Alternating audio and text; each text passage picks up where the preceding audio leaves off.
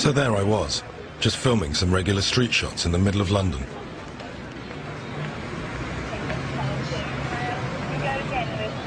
Can you stop filming? Can you give me the reason why you're filming?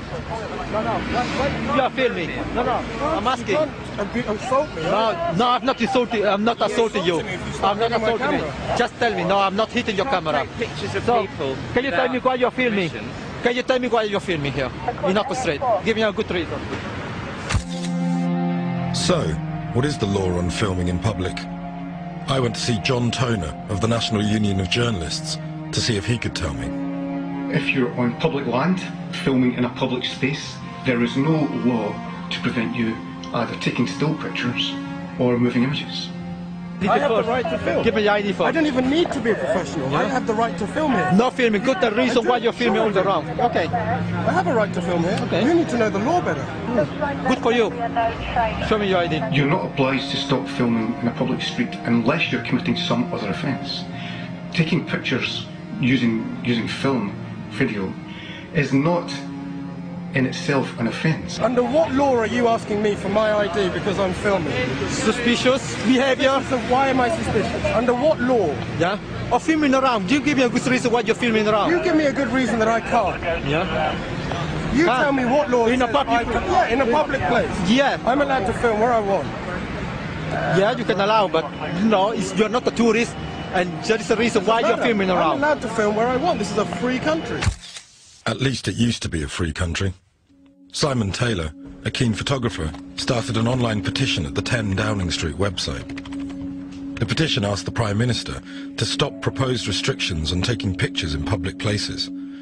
I asked Simon why he was fighting possible restrictions. If you live in the UK, I imagine you choose to live here because of the freedom that we generally have in the UK, and I think it's an erosion of our freedoms. It's partly the thin end of the wedge, so yeah, we have to stop it before it starts.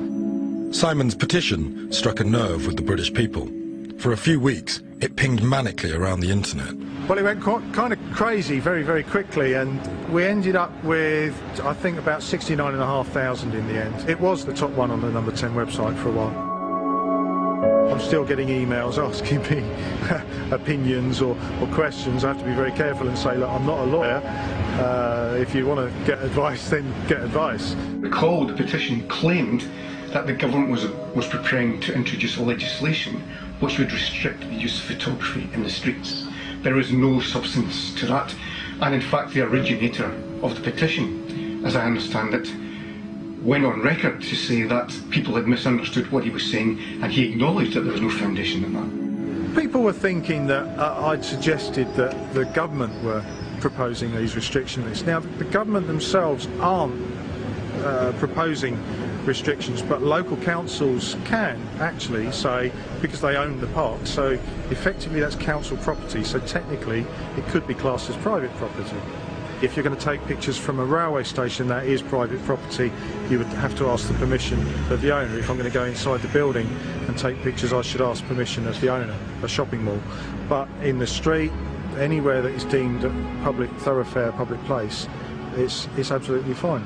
I know the law. Yeah, That's good what for I do you. for a living. So good for you. You do not have a right to come up and start pushing my camera. I'm not pushing you. You did. Shut up. And the camera's on. What? Shut up. Now, anyone in a public place in British law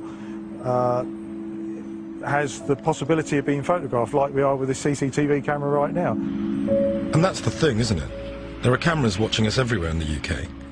If they're watching us, can't we watch back? Why should we, the citizens, not be allowed to film when we're being filmed all the time? So give it a wave. Yeah. Eventually, these guys decided they'd supported the community enough for one day, but not before they'd made it perfectly clear that there was a lot of confusion in this subject, even in the minds of the authorities.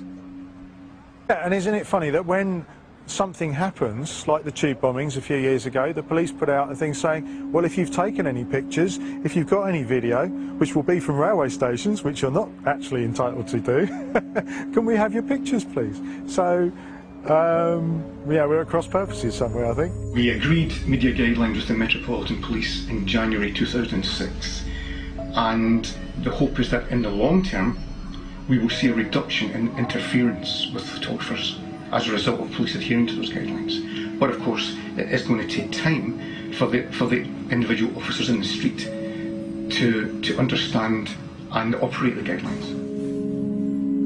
So even though Simon's petition got it a little wrong, the response to it makes clear that there's a lot of fear and even some real anger out there about who gets to watch who in the UK. I wondered whether Simon regretted having posted the petition in the first place.